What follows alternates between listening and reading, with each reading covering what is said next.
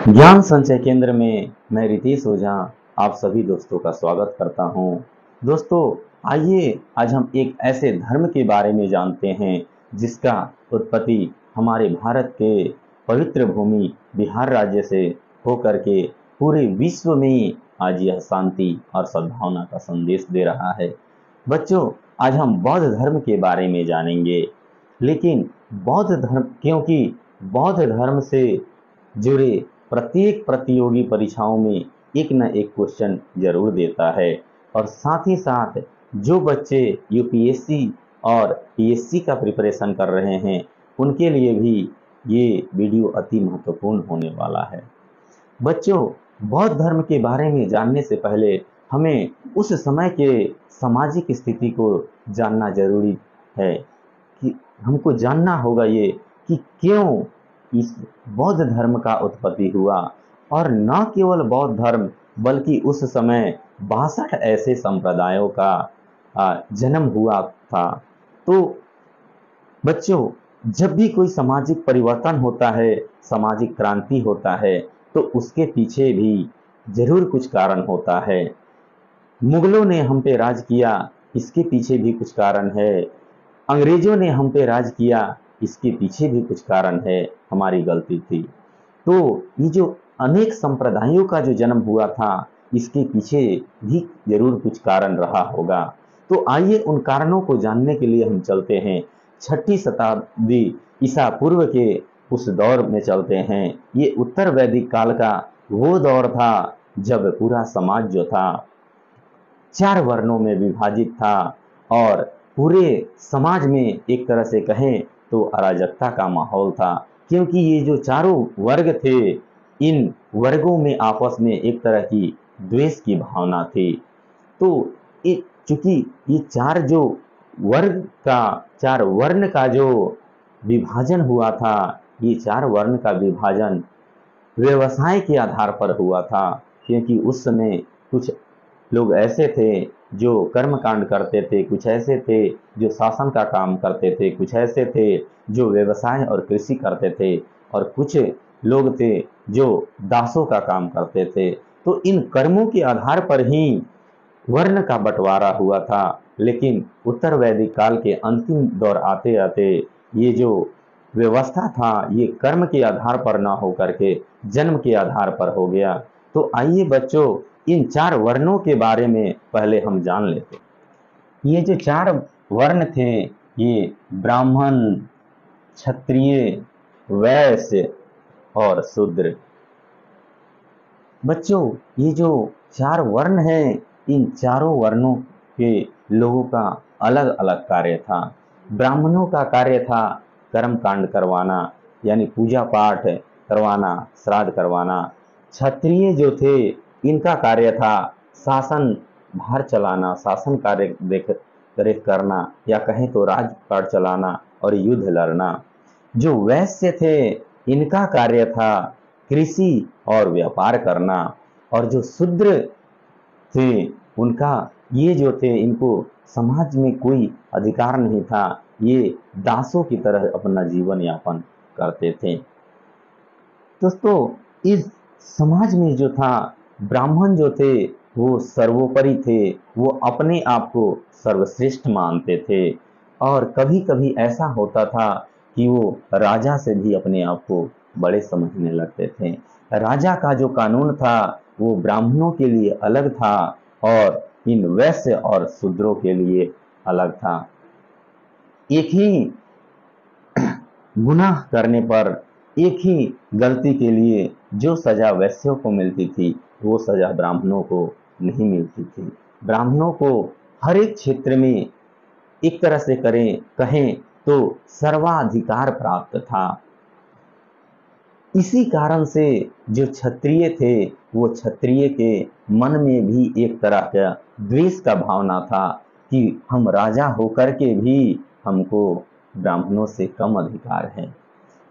क्षत्रिय जो जिनका काम था युद्ध लड़ना और राज का पाठ चलाना। वैश्य जो थे, ये कृषि कार्य करते थे और व्यापार करते थे। दोस्तों, उत्तर वैदिक काल के अंतिम दौर में कृषि और व्यवसाय के उन्नति के कारण ये जो वैश्य लोग थे, इनकी स्थिति काफी सुदृढ़ हो गई, ये काफी पूंजीपति हो गए। तो आजकल के दौर में भी बच्चों जो पूंजीपति हो जाते हैं, वो चाहते हैं कि उनको समाज में एक तरह का मान मिले, सम्मान मिले। तो इस कारण से ये वैश्य भी एक तरह से कहें तो वो क्षुब्ध थे इन दोनों से, ब्राह्मण से और क्षत्रिय से, और जो शूद्र थे उनको तो कोई अधिकार ही प्राप्त नहीं था। इसी कारण से जो क्या हुआ उस समय, पूरा समाज में अराजकता का माहौल हो गया, और उसी माहौल में, उसी दौर में जो है इस बौद्ध धर्म का उन्नति हुआ और उत्पत्ति हुआ। और ये बौद्ध धर्म ऐसे विचारों को लेकर के आए, महात्मा बुद्ध ऐसे विचारों को लेकर के आए जो जिसमें जाति और धर्म का कोई भेदभाव नहीं था। आइए अब गौतम बुद्ध के जन्म के बारे में जान लेते हैं। इनका जो जन्म हुआ था वो 563 ईसा पूर्व में कपिलवस्तु के लुम्बिनी में हुआ था। यह जो लुम्बिनी वर्तमान नेपाल में पड़ता है, जो भारतीय सीमा से 7 किलोमीटर अंदर है। यह जो देख रहे हैं बुद्ध को कमल पर बैठे हुए, यह कमल और सांड जो है इनके जन्म का प्रतीक है। इनके जो पिताजी थे उनका नाम शुद्धोधन था, जो शाक्यगण के मुखिया थे। ये शाक्यगण बच्चों कौशल महाजन पद के अंतर्गत एक स्वतंत्र गणराज्य था, और इनकी माता का नाम माया देवी था, जो कौशल राजकुमार से इनका संबंध था। बच्चों बुद्ध के जन्म से जुड़ी जो कहानियां है, इसका कोई तथ्य नहीं मिलता है। ये 200 वर्षों बाद, बुद्ध के जन्म के 200 वर्षों के बाद के लिखित ग्रंथों और अशोक के रुमिनदेई अभिलेख से ये जानकारी मिलती है कि इनका जो जन्म हुआ था वो कपिलवस्तु के लुम्बिनी में हुआ था। बुद्ध के जो माता थी माया देवी, वो इनके जन्म देने के 7 दिन के बाद या 7वें दिन ही इनकी माता का देहांत हो गया। तो इनका लालन पालन जो है इनकी सौतेली माँ गौतमी ने किया। कहा जाता है कि एक साधु, एक सन्यासी ने इनके पिता सुद्धोधन को पहले ही बता दिया था कि यह जो बच्चा होगा बहुत ही ज्ञानी होगा और आगे चल करके एक नए धर्म का निर्माता होगा। क्योंकि बुद्ध जो थे यानी सिद्धार्थ जो थे, वो बचपन से ही चंचल और चिंतनशील स्वभाव के थे। वो हर बातों पर काफी ज्यादा चिंतन मनन करते थे। यही भावना के कारण इनके जो पिता सुद्धोधन थे, वो इनको राजमहल से बाहर नहीं जाने देते थे। इनकी सारी सुविधाएं इनको राजमहल के अंदर ही प्राप्त होती थी, और इनके पिता ने इनके लिए 3 महल का निर्माण करवाया था, जिसमें सुख सुविधा के हर वो चीज उपलब्ध था जो इनके लिए चाहिए था। 16 वर्ष के उम्र में इनका विवाह यशोधरा के साथ हुआ। अनेक ग्रंथों में यशोधरा का नाम बिंबा भी मिलता है। 16 वर्ष की अवस्था में विवाह होने के बाद बहुत ही जल्द उनसे इनका एक पुत्र उत्पन्न होता है, जिनका नाम राहुल पड़ता है। बच्चों, राहुल के नामकरण के उत्सव पर जब ये जा रहे थे, तो उसी समय राजकुमारी गौतमी ने इनको इनकी प्रशंसा में कुछ शब्द कहे जो इस प्रकार है।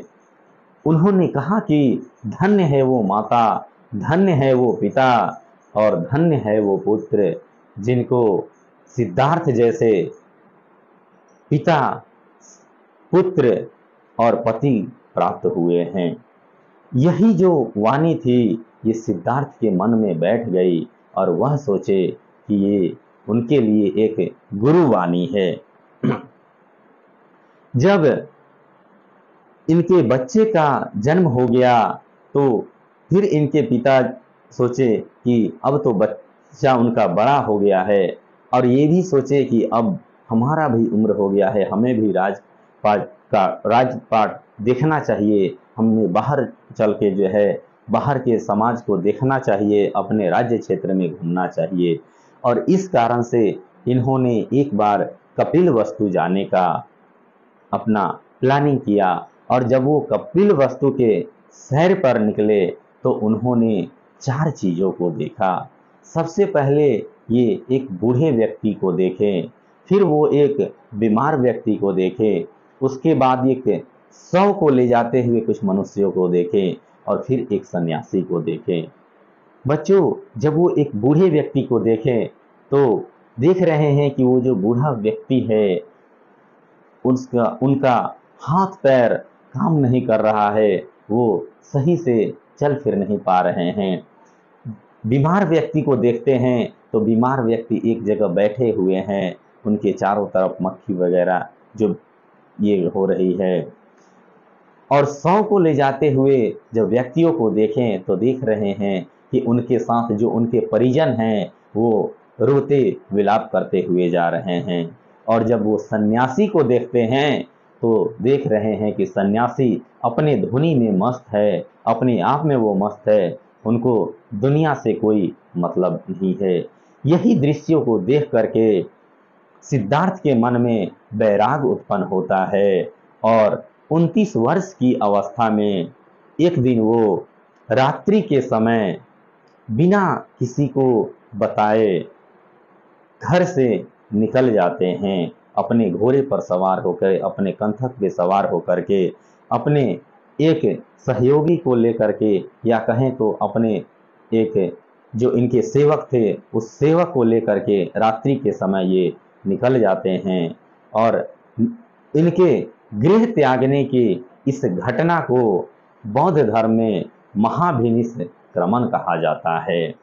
तो बच्चों, आज के वीडियो में इतना ही देखते हैं। इसके अगले हिस्से में हम बौद्ध के गृह त्यागने के बाद कैसे उनके को ज्ञान की प्राप्ति हुई, क्या क्या कष्ट उन्होंने सहा, उसके बारे में देखेंगे। बच्चों, अगर आपके लिए ये वीडियो यूजफुल लगे तो आप इस वीडियो को लाइक और सब्सक्राइब जरूर करें।